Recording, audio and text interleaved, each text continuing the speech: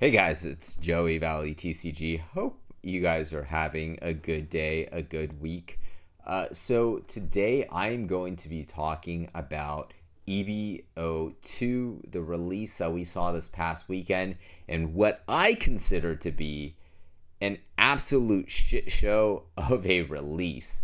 I am so disappointed in Bandai and how they've handled EVO2, the short print run that we've seen, and the problems that are happening right now in the game. So do look forward to that. If you guys can, please like, comment, and subscribe. I do appreciate everybody's support. And then I did see your comments about the fact that you do want to see a video on just like my investments, how I'm thinking about, I guess, socking away for the future, whether that's on the card side, of course, and then I'm going to put it in a broader framework of my own investment portfolio. And I will be taking a couple more days just to mull over how I want to framework that video. So I will have that video out. I think I will do it this weekend. So definitely look forward to that.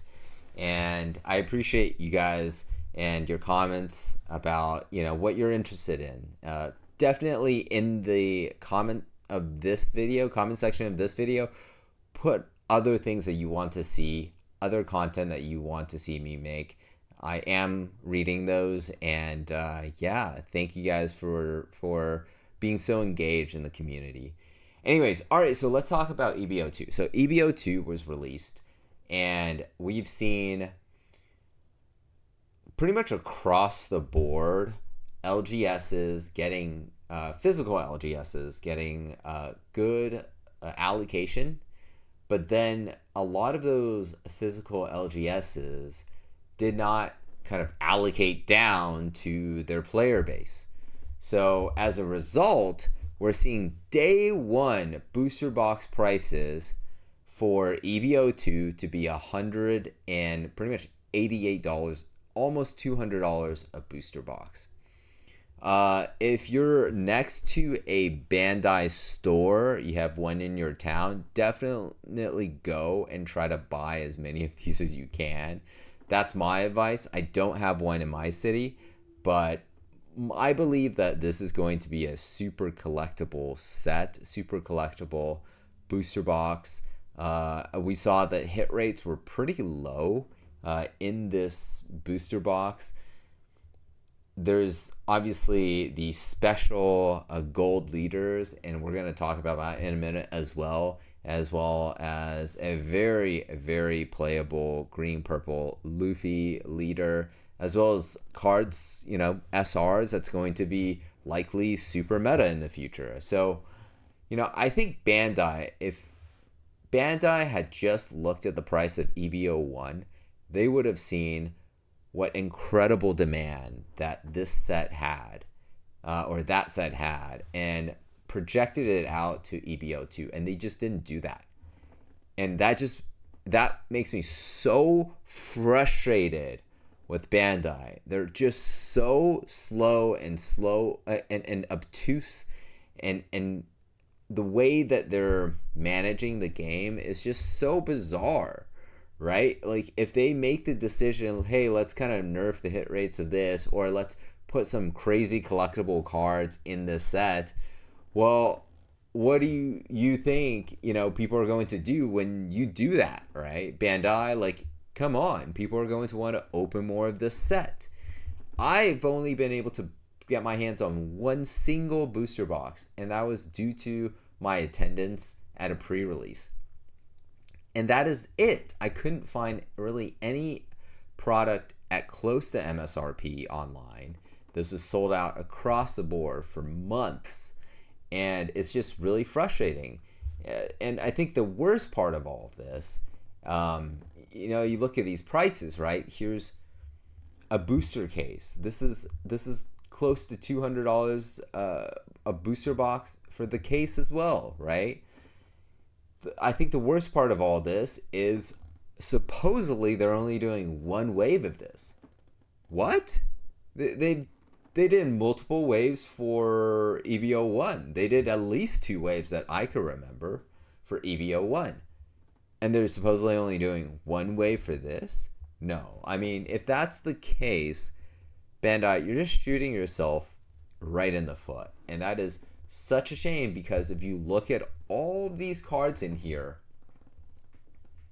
this is one of the most collectible sets that we've seen in quite some time. EBO1 was a pure meta set. That was not very collectible. The cards in there were not that great, I will be honest. But this set is so collectible. You put how many gold leaders in here? I mean, it looks like, what, like 20 gold leaders in here? And you expect people to not want to open this?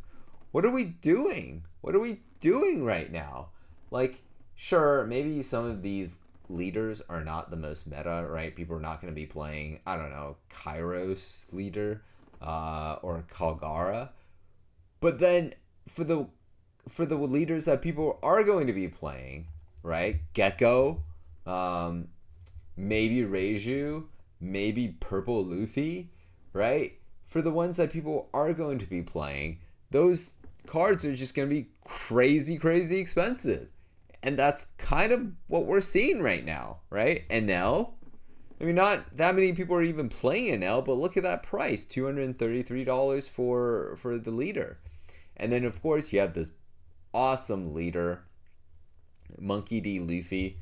I mean, this is $350 for alternate art leader card. What? Ridiculous. Absolutely, absolutely ridiculous. I actually think prices are not even going to come down that much, right? If you have the booster box at close to $200, people are not going to want to open it. So, you know, in my opinion, Bandai should be doing another pretty sizable print run. But we know that they're about 6 months on the cycle. So if they're not doing another kind of immediate secondary wave in this, we won't see product for this for 6 months. Maybe a little bit less, because they've kind of promised to speed up print runs. We shall see. Very, very frustrating. Very, very stupid of them. I kind of want to just go over to Japan. If there's a conference, like an investment conference over there, I'm going to try to request a meeting with them and then bonk them on the frickin' head. Be like, you doofuses, like, what are you doing? Like, CFO, like, why are you so bad at your jobs? Anyways, so the other thing is, this is the first time in quite some time we've seen an errata. So if you see right here, select up to 1 egghead type, and then select up to 1 egghead type card with a cost of 5 or less, blah, blah, blah. So they've kind of doubled this part up. So I think this is what's going to make this card collectible too. So look, there's 3 copies left on TCG Player. Like, what the heck? Sorry guys, I'm coughing a little bit, but I'm just so mad. All the anger is coming out of my chest here. But Sanji and Pudding, $15 for a card here. This is gonna be pretty meta as well. So, you know, we don't know what's going to happen in the future, right? The crazy thing is, in Japan, you could still buy cases for like $500, right? So they're not worried about it at all. But then just randomly, the U.S. is getting starved. Go figure. And this art across the board it's just so nice, absolutely so nice. I mean, you have rares like Nami over here that are $1. Remember rares in EBO1? Rares went up to like $6 across the board. Like, why not?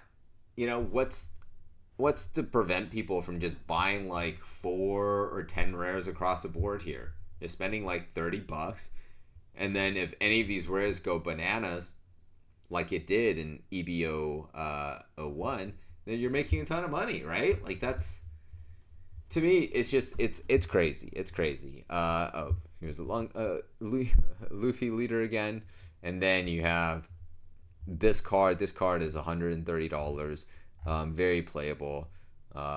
Really cool looking art as well. So that's what I wanted to cover with you guys today. Probably a shorter video than most. I just wanted to kind of vent, if nothing else. Let me know what you guys think, because if you're as mad as I am, I think we should use this opportunity. If you see Bandai staff at a event, tell them. Just say, hey, stop underprinting EVO2, right? It looks like OP11 might be slightly underprinted as well. Stop underprinting that, right? If you see LGSs, if you're a good contact, you have a good contact at Gamers Guild AZ or MVP Sports, or I don't know, like Game Nerds, some of the other large ones I can't think of off the top of my head. Tell them, stop gouging your customers and actually sell at realistic prices online, right? What are you guys doing? Anyways, I'm going to get off my pulpit now. That's all I wanted to talk about today. I will have another video out soon, and let me know what you guys think, and I will talk to you guys next time.